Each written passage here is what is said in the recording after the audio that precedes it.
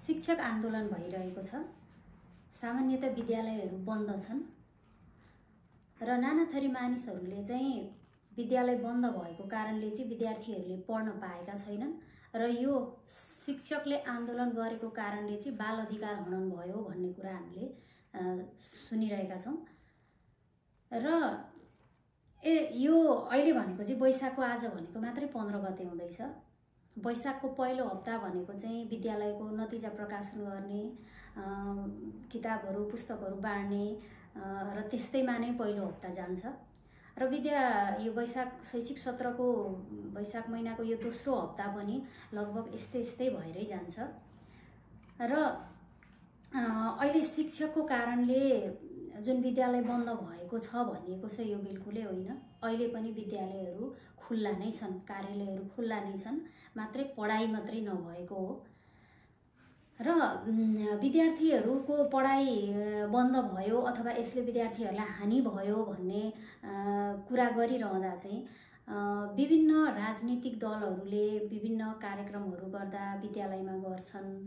त्यसैगरी विभिन्न जस्तो आम चुनावको नाममा, त्यसैगरी स्थानीय चुनावको नाममा अथवा नेपाल बन्द यस्ता जुन राजनीतिक कार्यक्रमहरू भइरहेका छन्, ती विगतमा भएका यस्ता राजनीतिक कार्यक्रमहरू हुँदा पनि सबैभन्दा पहिला बन्द हुने भनेको शैक्षिक संस्था नै हो र अझ भनौं त्यस्ता कार्यक्रम हुने भनेकै विद्यालयमै नै हो।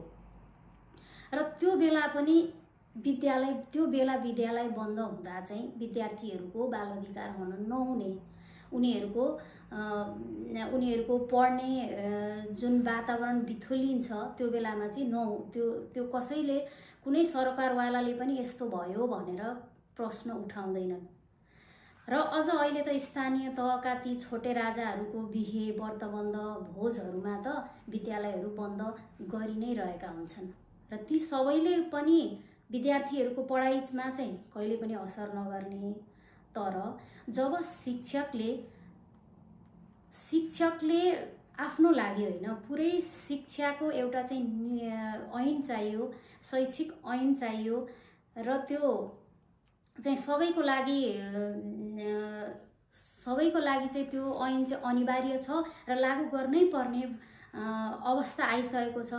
र त्यो लागू गर्ने ठाउँमा बसेका जुन संसदहरू छन्, जुन नेताहरू छन्, जो उनीहरूले चाहिँ त्यो विधेयक ऐन ल्याउँछु भनेर गरेका छन्, त्यो नल्याइसकेपछि उनीहरूले ल्याउनु पर्छ भनेर उनीहरूले ल्याउनु पर्छ, तिमीहरूले काम गरेनौ, तिमीहरूले काम गर्नुपर्छ भनेर शिक्षकले भेला भएर ल जसरी पनि गर्नु पर्यो भनेर शान्तिपूर्ण रूपमा आन्दोलन गर्दा यो कसरी बाल अधिकार हनन भयो त?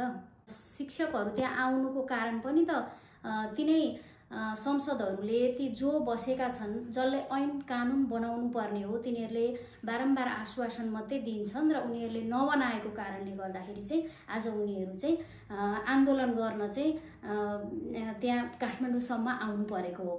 उनीहरूले यदि ऐन नियम कानुन बनाइदिएका थिए भने त शिक्षकहरू त्यहाँ जाने कामै थिएन र उनीहरूले नगरेको कामको चाहिँ ल गर्नुपर्छ है, अब चाहिँ भएन है यसरी भनेर त्यो पनि विद्यालयको फाइनल अन्तिम परीक्षाको सबै काम सकेर विद्यालय बन्द भएको बेलामा उनीहरूले त्यहाँ गएर आन्दोलन गर्नु त उनीहरूको सुझबुझले एकदमै राम्रो गरे जस्तो लाग्छ। र यो सबै आन्दोलनलाई चाहिँ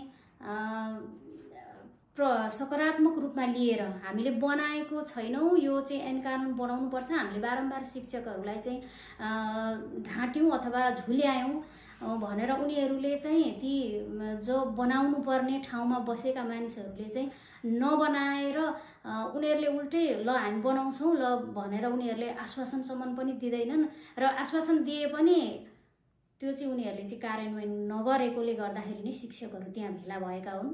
त्यसैले गर्दा शिक्षकहरूले सकारात्मक एउटा नियम कानुन बनाउनको लागि सकारात्मक नै दबाब दिएको जस्तो लाग्छ।